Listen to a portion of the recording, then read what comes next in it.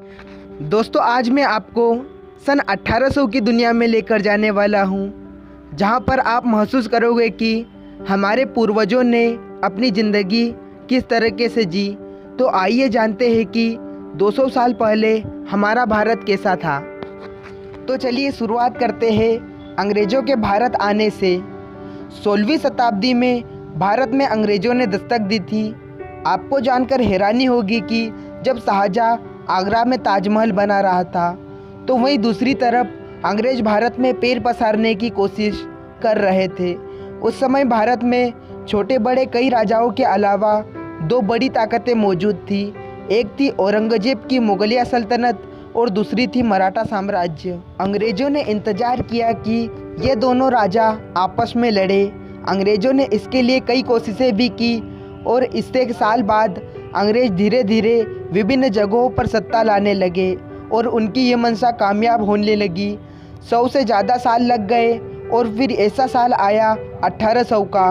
तो चलिए अब जानते हैं कि सन 1800 में हमारा भारत कैसा था।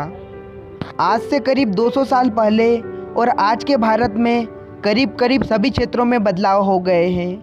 सन 1800 के समय भारत या दुनिया में कोई बड़ी टेक्नोलॉजी नहीं थी। हमारे यहाँ अधिकांश लोग धोती और गमछा पहना करते थे और अगर बहुत अमीर लोग हुए तो वह कुर्ता पहना करते थे। उस समय ज़्यादातर जगहों पर भीड़ भाड़ नहीं हुआ करती थी। पूरे भारत में करीब 16 करोड़ लोग ही थे।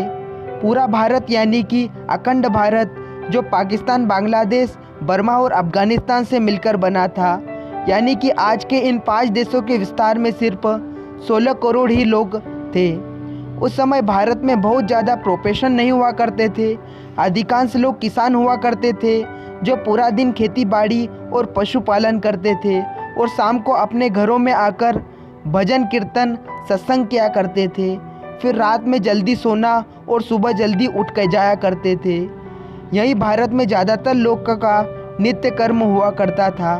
तब लाइफ टाइम इसलिए शाम को भजन या ईश्वर पूजा में बांधना आए इसलिए दीप जलाया करते थे। दूसरे कामों को भी संभालते थे, जैसे कि कुम्हार, धोनी, सुधार, सोधी। लेकिन जब इनका दिन खत्म होता था तो ये भी शाम को यही नित्य कर्म अपनाते थे। ये तो हुई गांव की बातें, और उस समय इतने गांव थे कि गांव ही भारत को रिप्रेजेंट करते थे।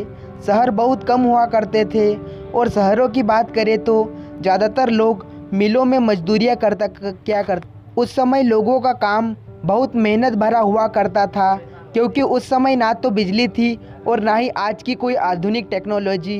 भारत में बिजली सन 1880 में आई। भारत के गाँव में बिजली पहुंचने में कई साल लग गए। एक डेटा के अनुसार एक यूरोपियन क्लर्क की सैलरी 40 पाउंड हुआ करती थी और एक आम इंडियन की तनख्वाह 40 गुना कम थी।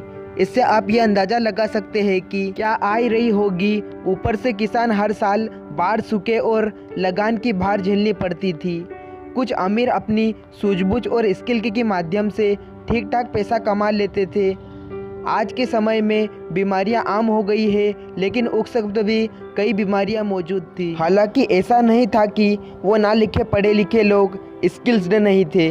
वो लोग स्किल्ड भी थे और अपने कई कामों में माहिर भी थे, लेकिन कम पढ़े लिखे होने के कारण लगान जैसी चीज़ों से डील नहीं कर पाते थे। भारत के लोग उस वक्त पैसों से चीज़ें खरीदने के बजाय एक्सचेंज व्यवहार मानते थे, जैसे कि 1 मटके के बदले 2 किलो चावल या 5 किलो आटे के बदले 3 किलो दाल।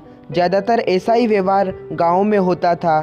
चीज़ों के बदले चीज़ें दे दी जाती थी और ख़ासकर गांव से अनाज बाहर बेचने की जाने की ज़रूरत नहीं पड़ती थी। तो दोस्तों, 18वीं शताब्दी का भारत कुछ ऐसा था। उस समय कुछ चीज़ें बहुत ही ख़राब थी तो कुछ चीज़ें बहुत अच्छी, और ऐसा लगभग हर समय होता था। समय कुछ पॉजिटिव और कुछ नेगेटिव एक साथ पाए जाते थे। तो आपको कैसा लगा ये भारत? और अगर आप उस वक्त की किसी चीज़ के बारे में जानते हैं तो हमें कमेंट में ज़रूर बताएं और चैनल को सब्सक्राइब ज़रूर